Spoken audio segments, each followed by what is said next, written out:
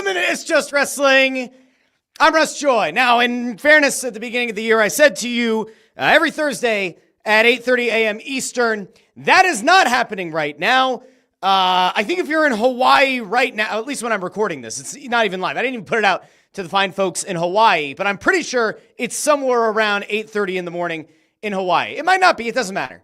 We have a lot to get into and not a lot of time to do it this week. It's going to be a shorter show as I still try to figure out the balance here of how long an episode really needs to be. It doesn't matter. We don't need to get into the nitty gritty, but what we do have to get into is what happened this week. Raw officially went to Netflix. I don't know if you heard it. I don't know if you noticed it in the, 40, 50 different times they mentioned it on Monday night, but Raw has moved to Netflix. There were some good things on the show. We'll get to those. There were some things that I viewed as big old negatives. Then one of those big old negatives was kind of addressed on NXT on Tuesday, which we'll get to briefly as well. And then Wednesday, I was like, oh, all right, based on the reaction to Raw, especially among more of the diehard wrestling fan base, clearly Dynamite's going to be an absolute on-fire show. And I had some moments in the show where I felt very good about Dynamite, and I had some moments where I didn't feel quite as good. But we're going to get into all that because that is what the show is about. We are going to be fair. Positives, negatives, everything in between. But the first thing that we have to get to, obviously, is the biggest story coming out of Monday Night Raw, or at least the one that I considered to be the biggest thing on Monday Night Raw. And that, of course, was the return of The Rock, who showed up right after. Now, Netflix getting Raw was a big deal. And in fact, in the midst of this show being on again, off again, I broke down the initial news of the deal between the WWE and Netflix and said, well, this could be a really big deal. It could be a huge deal. Cord cutting is becoming more and more of a thing. Netflix, which at some point looked like, I don't know, people might be kind of walking away from Netflix. Remember, there was the initial big boom and the things around like House of Cards and shows like that. Then it kind of felt like it hit a dip. They've been dabbling more and more into live entertainment. We saw the Jake Paul and Mike Tyson fight, and it kind of broke the internet, sort of broke Netflix, and it felt like, all right, they're gaining their bearings. They're getting their bearings, and eventually, when Raw goes live on Netflix, it's going to probably be a smooth process. And in fairness, I'm going to start with the biggest positive of the entire show. It looked incredible. Now, granted, the week before, AEW Dynamite had the simulcast on Max, and I think anybody who watched Dynamite the first week that they did the simulcast, I compared YouTube TV and I compared Max. And I thought Max looked significantly better, crisper. I almost compared it to the way, what it looks like to go from like regular HD to like lower level 4K, or to go from like not quite as drastic as standard def to high def, but like it felt like a significant improvement. And I was happy because on Monday, Raw looked incredible. They had inside drones. They had outside drones. They had the drone show on certain entrances like John Cena's. And I think Liv Morgan also they did the drones outside to kind of replace. Remember when they did the augmented reality thing? And they still, I guess, sometimes do it. I think back to when Cody Rhodes initially debuted at Mania against Seth Rollins. You had you know what I'm talking about. It doesn't matter. Raw looked incredible. And you got the cold open that had gone around social media. And Triple H in the middle of the ring, they had the giant kind of drape, the curtain around the ring. It drops. There's, pyro everywhere. Triple H kind of delivers what I would say is honestly probably better delivered as like a pre-going live sort of promo. Like, you're part of history. Let them hear you. Let them know your passion. Let them feel your passion around the world on Netflix. That to me is like more of a, kind of ready the troops beforehand. Maybe not. It didn't really hit the mark for me quite as much, but this is Paul Levesque putting his stamp. I mean, as if we didn't know that he's the man in charge. This really does put his stamp on it, and they're calling it the Netflix era, and good on them. And again, incredible looking show. The 360 setup they had, where there were still people sitting up behind. I know they've done this before, but the way that they were able to shoot it in the Intuit Dome, where it's the highest tech arena in the U.S. It's the one that Steve Ballmer put a ton of money in to make it the place to go in L.A., more so than the former Staples Center, Crypto.com Arena, or whatever the hell they call it now, right? So you have all that. The Intuit Dome looked incredible. The lighting was fantastic. The video quality was sensational.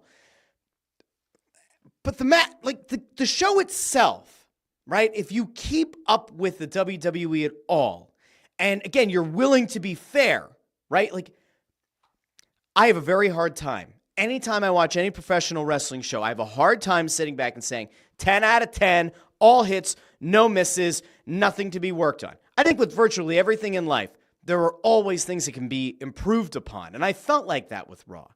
Because for as great as it looked, the substance of the show itself was okay. Some of it was really good. Some was And one of the biggest things that happened, well, it's what happened immediately after Triple H left the ring. Because the lights go out and everybody kind of has a general feeling of what could come next. We kind of figured that Tribal Combat was going to start the show. But who really starts the show? Who better than the most electrifying man in sports entertainment, depending on who you used to listen to. And it's The Rock. And The Rock comes out. He's got the People's Championship that was given to him by the wife of Muhammad Ali last year leading up to WrestleMania. I was thrilled because remember, night one of WrestleMania, that was when my wife was like, we have to go. Like, of course we're going to go. As long as the tickets aren't like ridiculously, we're going to go. And we did. It was great. Got to watch The Rock with the fire, the Brahma Bull on the stage. On fire. It was great, right? The Rock got the pin on Cody Rhodes that night. And if you remember, one of the last appearances on TV, The Rock left Cody Rhodes covered in his own blood. Then there was the bad blood PLE. When The Rock comes out and kind of gives the throat slash to Cody Rhodes, you're like, oh boy, we're picking that up, huh? But it was almost immediate. Like I knew this was not going to be a continuation of the final boss. And maybe the thing that should have given it away to everybody was The Rock's daughters were there. And he kind of hit you with the TU, right? He hit you with the sound that you're used to hearing from Maui that he then also explains as part of Samoan culture. So he kind of laid out for you that Dwayne Johnson was there.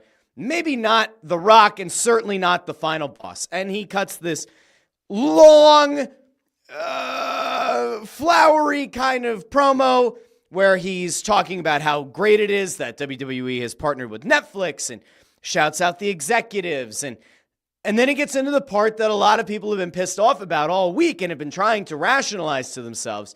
And that's The Rock giving the flowers verbally to Cody Rhodes, who for some reason is in the front row of the show. Now, there's a possibility that WWE thought to themselves, oh, well, if Cody Rhodes is in the front row, that might look a little bit weird, but we're going to show throughout the course of 3 hours that other champions are also sitting out in the stands because, well, there's, Tiffany Stratton's out there. She just won a championship. She's out there. Braun Breaker's out there. They highlighted a whole bunch of people. Shinsuke Nakamura was out there. They're going all around, and you get celebrities, and you get cutaways to this champion, that champion. You get Rey Mysterio, who spins around. He's got the Eddie Guerrero shirt on.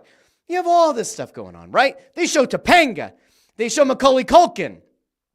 And more. So a big celebrity thing. Showing you SmackDown's finest, also out in the crowd. But Cody Rhodes, in the full three-piece suit with, of course, the complimentary pocket watch with the whole, he's dressed to the nines, right? Why is he in the front row? Why does Cody Rhodes, who's featured prominently on every advertising material for Raw on Netflix, he's front and center. Even if you go on to Netflix right now, where as of recording, Raw sits as the #1 program on Netflix in the top 10, Cody Rhodes is dead center. And yet he doesn't get his entrance on what they're billing as the biggest Raw in history. Some called it the biggest show in the history of WWE because of the mainstream acceptance of what the WWE had finally accomplished. And yet he doesn't get the entrance. He doesn't get the rub. He doesn't get to stand in the ring with The Rock. The Rock, Dwayne Johnson, board member more so than the final boss, gives him his flowers that he's carried the company for a year, which on a human level, you go, hey, it's a good moment. That's really cool. And had it not been for the fact that they spent all of last year's build to WrestleMania with The Rock beating the holy hell out of Cody Rhodes leaving him a bloody mess, covering a belt that says Mama Rhodes with Cody Rhodes. Had it not been for that, well then sure, people would have been like, oh, this is really nice. Great moment between The Rock, giving the flowers to Cody Rhodes, giving him the rub. Really great moment. Cody Rhodes isn't like, I don't want to be insensitive. He's not a Make-A-Wish kid, right? Like Cody Rhodes is the champion. He's the guy that you're building the entire company around. He's the prodigal son who returned, and he's in the front row? What? Do you think that The Rock would have been in the front row if Hollywood Hogan, brother, had come out and said what he needed to say, brother? Is Stone Cold Steve Austin going to be in the front row, brother? No, absolutely not. If Stone Cold Steve Austin came out and had to say, what? And John Cena's out in the front row? No, it's not going to happen. What are we doing? Come on, why? Now, granted, I'm not even the biggest Cody Rhodes fan, right? I had a lot of critical things to say during his AEW run, but since he's left and things in AEW have gone very sideways, give the guy credit. And the chase to the championship on the part of Cody, great. The championship run itself leaves a lot to be desired, in my opinion, but that's fine. You don't have to agree. But man, to have him in the stands as The Rock kind of cuts this promo. And then eventually, The Rock, there was kind of tension with Roman Reigns. The Rock then says that, he believes in his cousin, Roman Reigns. And then we get the tribal combat match. And so I'm going to kind of speed through a lot of this, but tribal combat match is the same tribal combat match we've seen anytime they've done tribal combat. You get some of the new bloodline, some of the old bloodline. The biggest shock is probably Kevin Owens coming out of nowhere, delivering a stunner to Roman Reigns in the corner. But this felt like a conclusive end to the bloodline saga, at least as it pertains to the new bloodline versus the old bloodline, because Roman pinning Solo Sikoa, I don't know how Solo recovers. And it's not like it's the first time that Solo has had to eat the pin.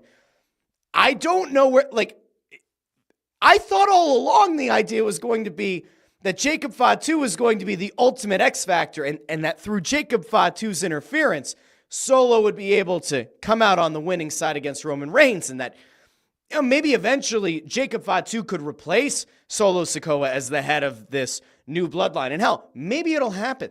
Maybe what they're trying to do here is maybe Solo's going to acknowledge Roman Reigns, and then Jacob Fatu's going to say nay, nay. And maybe Jacob Fatu then leads Tongaloa and Tama Tonga and maybe a couple of other potentially debuting members of the bloodline to form his own. Now, do I think that Jacob Fatu is an exponentially scarier, more believable front-facing character than Solo right now? I do. I really do. Do I think that Jacob Fatu face-to-face with Roman Reigns is a more believable, Roman's in deep shit here kind of peril? I do.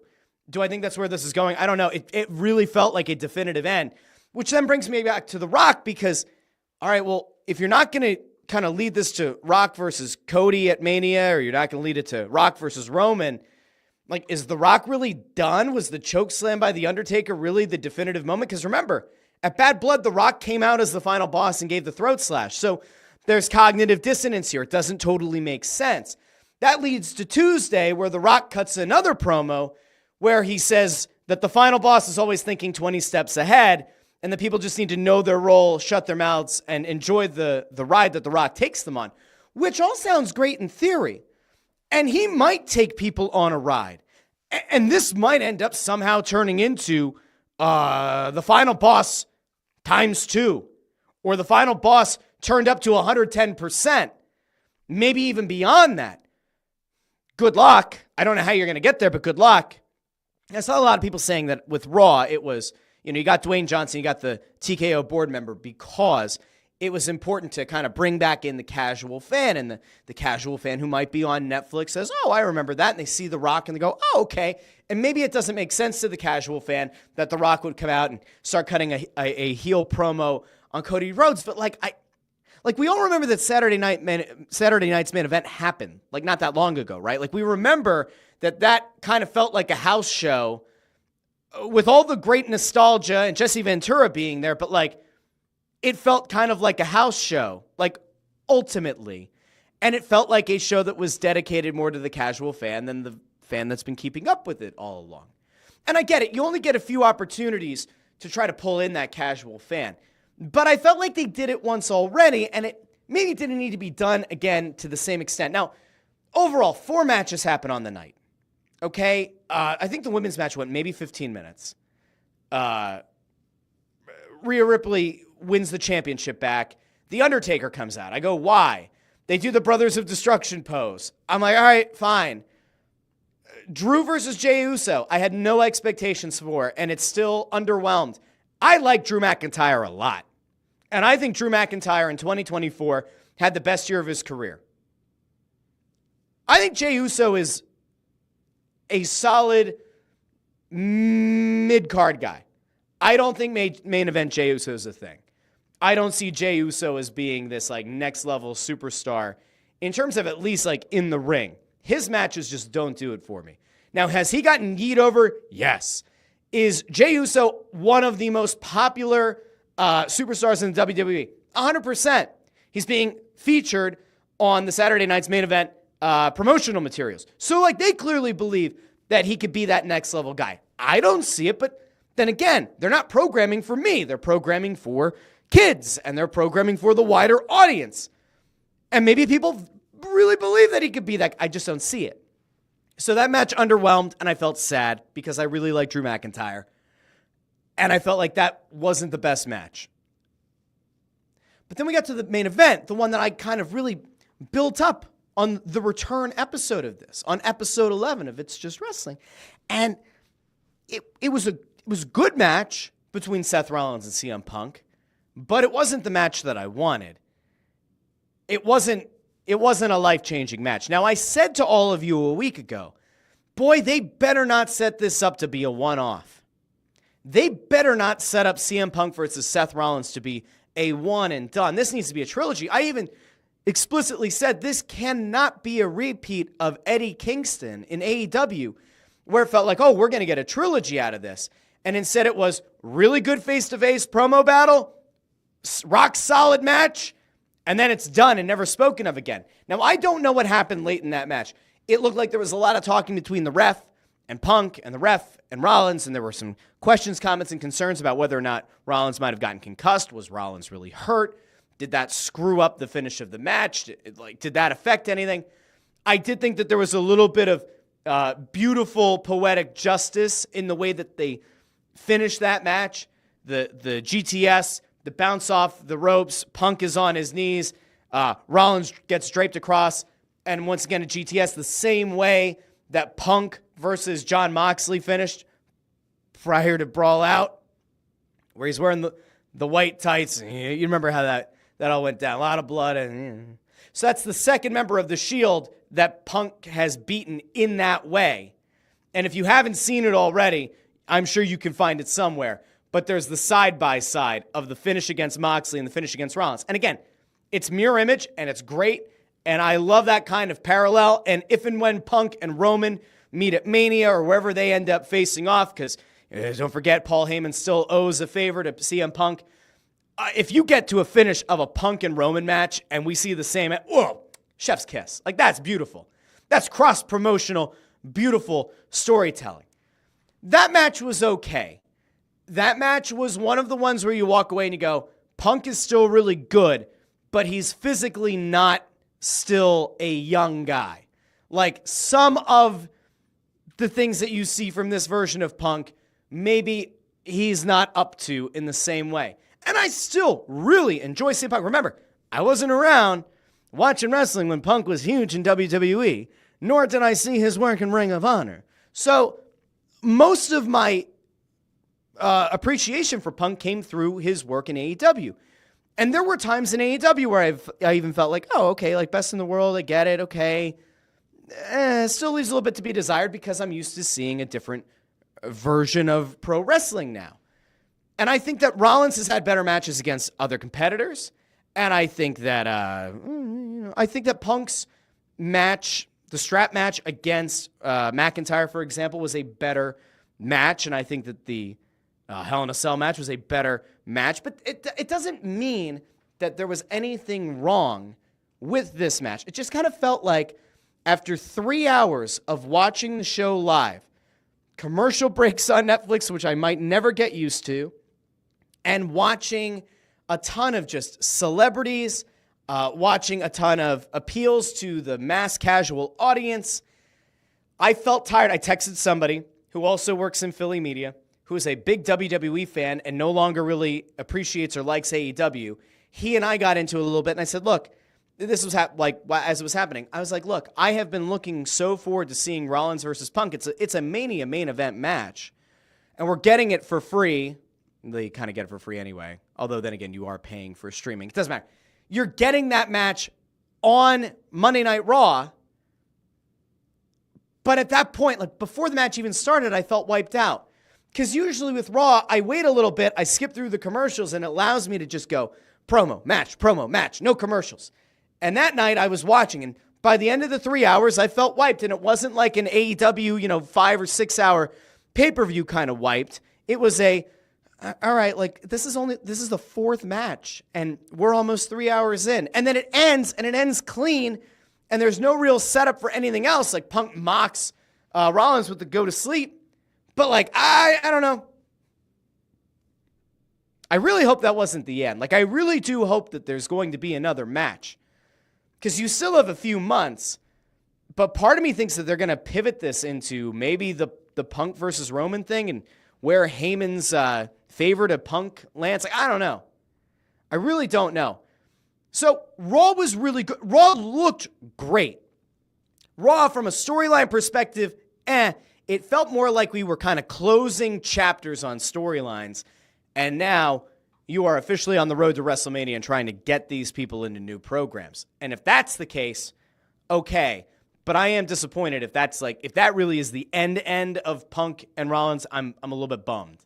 If that's the end of the Bloodline saga, and if you're not going to get Rock Roman, or you're not going to get any kind of further interactions between The Rock and Roman other than putting the Ulafala on, like, I don't know. All right, so that was WWE this week. I want to get to AEW because, as I mentioned at the top of the show, I really expected AEW to go balls to the wall.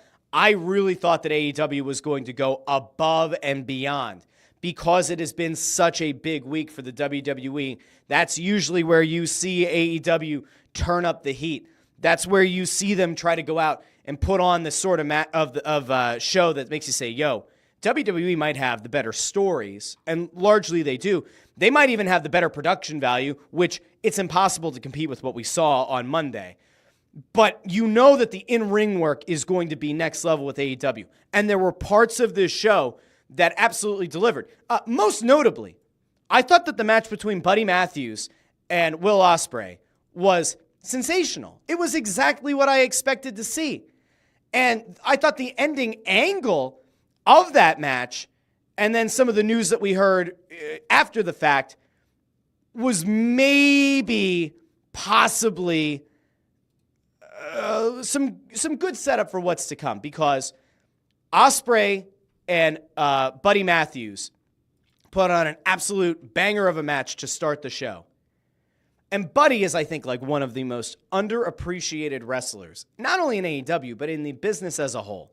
And we all know how great Ospreay is. But Buddy puts on incredible matches and very rarely wins in singles competition. And yet, it never has really hurt the guy. Like, when you see Buddy Matthews coming out to face Ospreay, in the back of your mind, you're like, all right, well, Ospreay's probably going to win. But Buddy looks like such a freaking star and puts on such great matches that you're like, you know what? Like, there's a chance. And Ospreay, some people don't like the fact that Ospreay has lost as many matches as he has in his AEW run. But to me, that actually puts the kind of like counter thought in the back of your mind where you go, you know what? Like, if they want to give Buddy a push here and have him go after like a Continental Championship or a TNT Championship, a win over Ospreay is totally within the realm of possibility. So I thought this match, and there's a sequence that was going around where, and actually Brody King shouted Buddy out on Twitter after this match about it, but the torture rack GTS to the curb stomp, it was an incredible sequence. These two put on a great match. And then afterwards, Ospreay cuts this very brief promo where a very good babyface promo to the crowd and says to Buddy, look, you don't need a leader.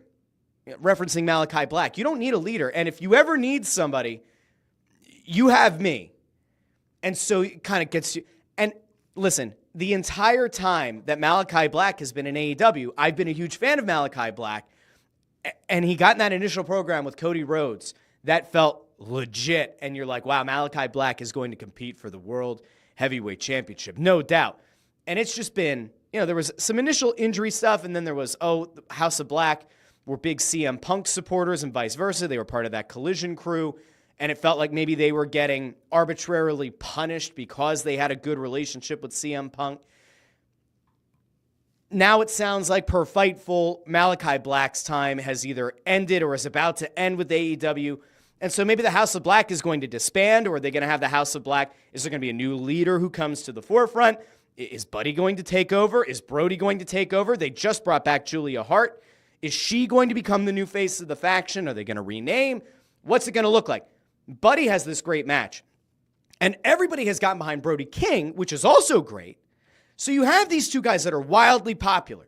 And in theory, if those two went on a tag team run, everybody'd be behind it. If you got to a position where you said, hey, Buddy, TNT champion, Brody King going after the Continental Championship, you could get behind that as well. Like, to me, there is a clear path. You could send either or both of those guys toward gold, or you could potentially have them go after the tag titles together, and it would help a tag team division that is desperately in need of these guys. This Ospreay angle is also interesting. Could we see a new United Empire? Could we potentially see a scenario? I don't know if we'll see it, but could you see Ospreay recruit Buddy Matthews? Could Brody King be involved? Is that maybe the thing that leads Brody King to go on his own singles run? Is Matthews aligning with Ospreay? I don't know. A lot of really interesting things came out of this first match, which I loved. But the rest of the show, there were some highs and lows. The Casino Gauntlet is one of the things that people look forward to the most. And Jay White won the right to be the first man in the match. And as they laid out pretty clearly, it's the first pinfall or submission. That's what wins the match. So you want to be in this multi-man match earlier, sooner than later. And there's a really cool moment in the match where Hangman also comes out, and then you hear the Whose House, Swerve's House, and then you hear this voice come on and say, haha, it's my house, bitch. And it's Ricochet. And so you're kind of setting up a little bit more there, and some mind games between Ricochet and Swerve Strickland, and to some extent, I guess, Ricochet and Hangman. And listen, the big takeaway from this match is that there are so many guys on this roster who, in theory, could be main event or main event adjacent guys. And it actually brings me to one of my problems that I have right now with AEW, which we'll get to in a second. But I would be remiss if I didn't point out Powerhouse Hobbs wins the match. And in doing so, I thought he looked fantastic. And we're going to see Powerhouse Hobbs go out and try to break Jon Moxley's back. And I'm a big Powerhouse Hobbs fan. Now, would I like to see Powerhouse get another title run? Would I like to see him get a TNT title run and have it done right? I would. Would I like to see him have a Continental Championship run? I would. I'm a big believer in Powerhouse. And he's a guy who they brought in 4 years ago who I think has a ton of upside, has the look, has the in-ring ability, has a very unique backstory that they've tried to touch on a couple of times. There have been some injuries that have derailed him. But man, there is a guy, a star in the making. There's a guy who already, I think, has star power in Powerhouse Hobbs. Now, he's going to go face Moxley, and he said post-match, not only am I going to beat him, but I'm going to make him my bitch. Ooh, strong words, but I like and appreciate it. So you have Powerhouse versus Moxley next week in Cincinnati. But this gets me to my overarching problem that I have with AEW right now, because eventually you get MJF and Jeff Jarrett in a promo battle of sorts together. And I like Jeff Jarrett a lot. And I think that Jeff Jarrett's resurgence, his renaissance as the last outlaw on the indies and then coming into AEW was very strong. I thought that like some of the shenanigans with like, you know, the Sanjay Dutts and the Satnam Singh and the Jay Lethals of it all were like, maybe it wasn't all hits. Some of it felt really campy and kitschy and not the best. Do I like the fact that they're giving Jeff Jarrett this last run? Yes. Did I compare it to John Cena? No. The second that Jeff Jarrett came out last week and said he signed his final talent contract, in my mind, I went, oh, they did this last year with Sting, because I don't go tribalist mind and say, oh, well, WWE announced that John Cena's on his last year, so that must mean that Tony Khan felt like he had to do the same thing with Jeff Jarrett. No, I thought about Sting's last run that ended at Revolution last year, and I went, all right, well, they're going to do the same thing with Jeff Jarrett. And yeah, Jeff Jarrett says he wants to win the championship. He's not going to, and that's fine. And I have no problem with giving him some time on the mic, because he's still very good on the mic. And I had no problem with him being in the Casino Battle Royal, because I knew he wasn't going to win it. The battle on the mic with MJF, I thought, left a lot to be desired. And I think that they're trying to figure out a way to get MJF back into something that means anything on this show, because he was once again lost in that Undisputed Kingdom bullshit mess. And now it seems like that's done and over, and thank God, they have cooled off MJF in a way I didn't think was possible. And yet, he still has it in him. And on the mic, Jeff Jarrett has it in him. And the thing that I wanted to see a year ago, when I was like, oh, if you really want to make MJF the hateable heel, not the guy that everybody likes to boo, I said, I think it was last year, the way that you get unbelievable heat if you're MJF is to bloody up Sting last year, leading up to his final match. Turn Sting into, tomato face, NWO Wolfpack Sting. Have Sting left as a bloody, broken mess. That's how you get people to hate MJF. They have done a good enough job of building up Jeff Jarrett as a babyface and getting people behind this idea of his last run, that if they really wanted to turn MJF into a heel, into a hateable heel, not one that people just enjoy booing and appreciate, if you want to get MJF hated, have him absolutely break down and break apart Jeff Jarrett.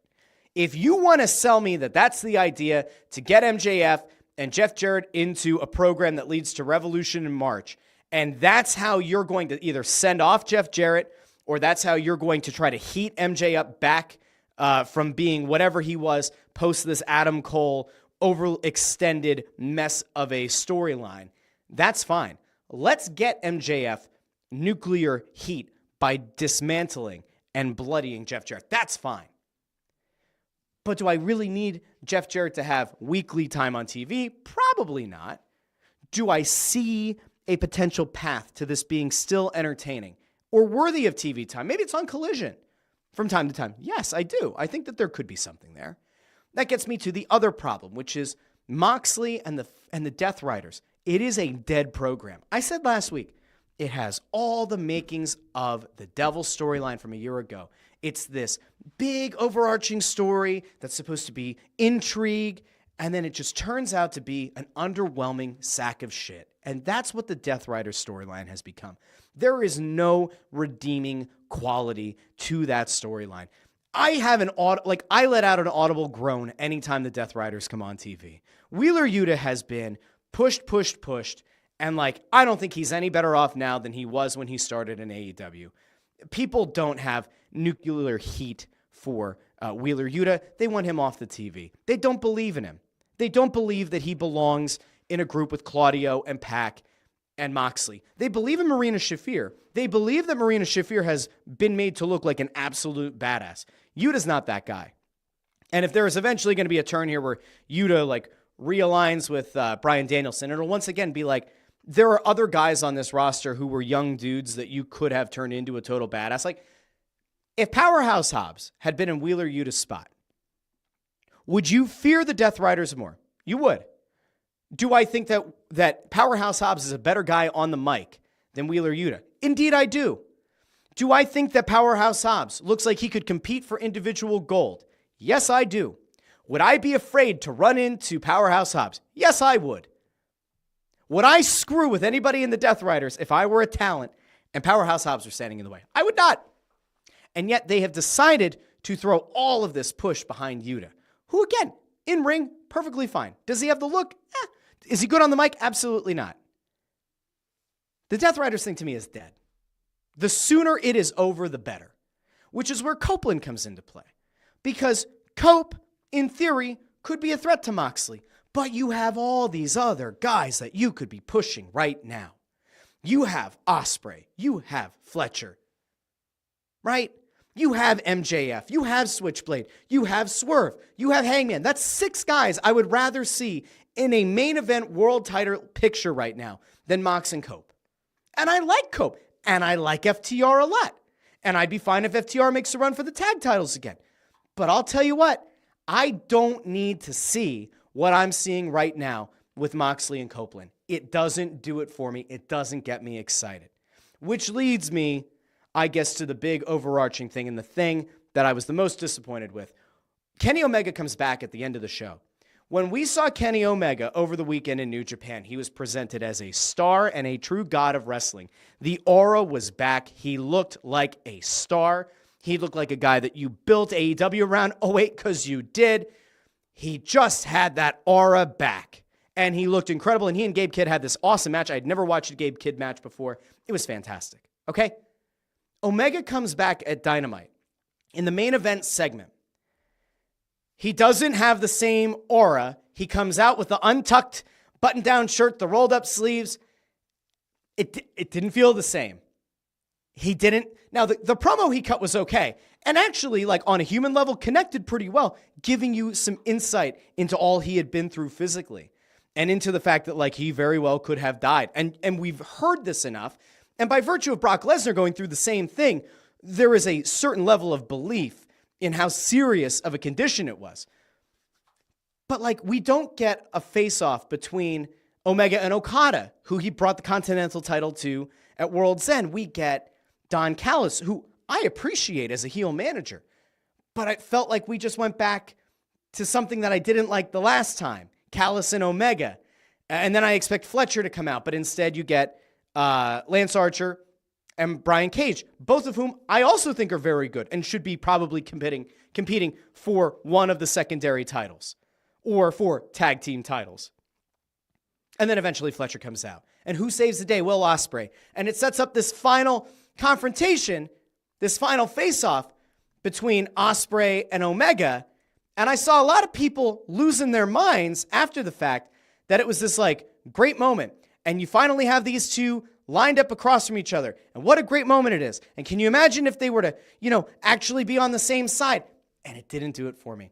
It didn't. Because while, yes, you have now boosted up the profile of Ospreay and putting him on that same level once again as Omega, do I feel like it helped Omega, who is your returning guy, the face that ran the place, the face who had been sent away by the Elite. There's no follow-up with the Elite. There's no follow-up with the Bucks. There's no follow-up with Okada. There's no follow-up with Jack Perry.